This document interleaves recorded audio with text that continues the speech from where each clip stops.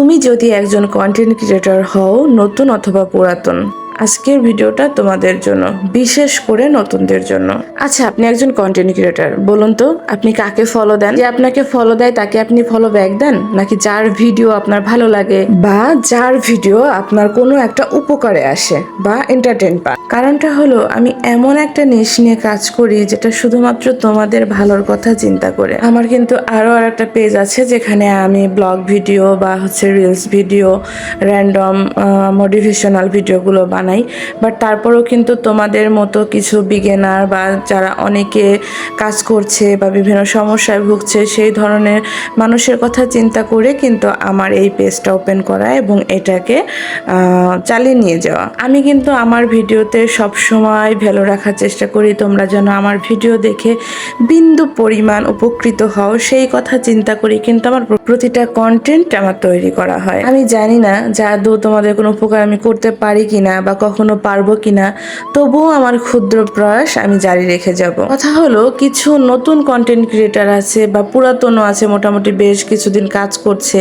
এরা ফলো দেয়, ফলো দিয়ে বলে আপু আপনাকে ফলো দিছি, ব্যাক দেন। প্রশ্নটা হচ্ছে, আপু বা ভাইয়া, আপনারা এইভাবে ফলো ব্যাক নিয়ে কতজন ফলোয়ার করতে পারবেন?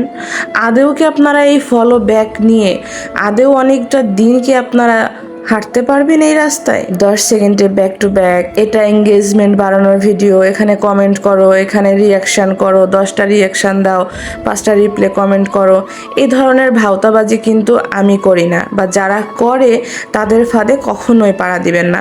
এমন ফেসবুকে অনেক মানুষ আছে যারা 1-2 বছর এই অন্যের ভিডিওতে রিয়াকশান আর কমেন্ট করে করেই পার করে দিয়েছে, বাট আলটিমেটলি তাদের কোনো লাভ হয়নি। আর ফেসবুক অ্যালগরিদম কি দেখছে না যে আপনি তাকে ফলো দিয়ে ফলো ব্যাক নিচ্ছেন?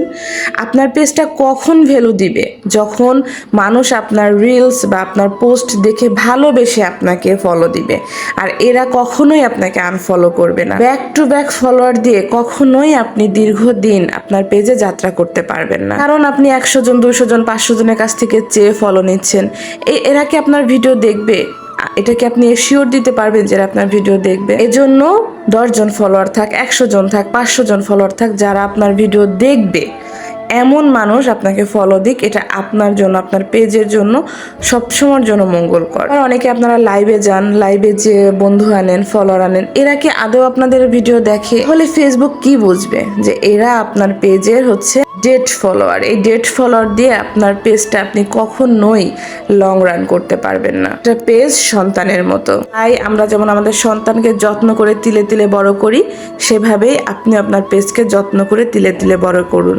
মনে রাখবেন, ফেসবুকে কখনো শর্টকাট থাকে না। ফেসবুকটা যদি শর্টকাটের জায়গা হইতো, তাহলে অনেক অনেক হাজার হাজার লক্ষ লক্ষ ক্রিয়েটাররা আজকে লক্ষ কোটি টাকা ইনকাম করতো, তাহলে তারা এত পরিশ্রম করতো না।